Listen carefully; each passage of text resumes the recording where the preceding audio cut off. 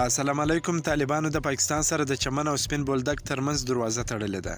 په کندهار کې د طالبانو والي تور لګولی دی چې د چمن په پوله د پاکستان سره د تګ راتګ په وخت کې پاکستاني چارواکي افغانان ځوروي ځکه دوی دغه پوله تړي. خو په چمن کې پاکستاني چارواکي وایي په پوله څوک نه ځوروي او څوک چې قانوني اسناد لري هغوی ته د تګ راتګ اجازه ورکول کیږي. د طالبانو د کندهار د والي یوسف وفا دفتر ویلي په سپین بولدک پوله پاکستاني چارواکو افغانان تجاران او مریضانو ته زیاتې ستونزې جوړې کړې دي. دوی د پاکستان سره د ستونزو هوارولو مسله شریکه کړې خو پاکستان یې دغه ستونزه نه ده هواره کړې ځکه دوی د ستونزو هوارولو پورې دغه پوله تړي. د چمن او سپین بولدک ترمنځ پوله د تېرې شپې راهیسې د هر ډول تګ راتګ دپاره تړل سوې ده.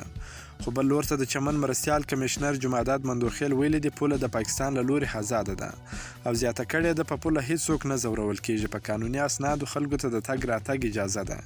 د افغانستان سره د چمن پوله تېره اونۍ هم په پوله د خلکو د ستونزو له امله د یوې ورځې دپاره تړل سوې وه. د طالبانو د حکومت نه وړاندې د افغان حکومت او پاکستان ترمنځ د چمن او سپین بولدک پوله دواړو غاړو ته په تذکره او پاکستاني شناخته کارت خلکو ته د تګ راتګ اجازه ورکول کېده. خو د طالبانو په واک کې تر راتلو وروسته د افغانستان خلکو ته د ورځې په سر یوازې د سپین بولدک په تذکره د 6 ساعتونو پورې د سهار د 8 بجو څخه بیا ماپښین تر 2 بجو پورې د تګ راتګ اجازه ورکول کیږي او د پاکستان د چمن په شناخته کارت خلکو ته د تګ راتګ اجازه ورکول کیږي. له دې وړاندې په کابل کې طالبانو ویلي و چې د پاکستان سره د تورخم او چمن په پوله د تګ راتګ په وخت کې افغانان د ستونزو سره مخ دي او دوی دغه ستونزه د پاکستان سره شریکه کړې ده.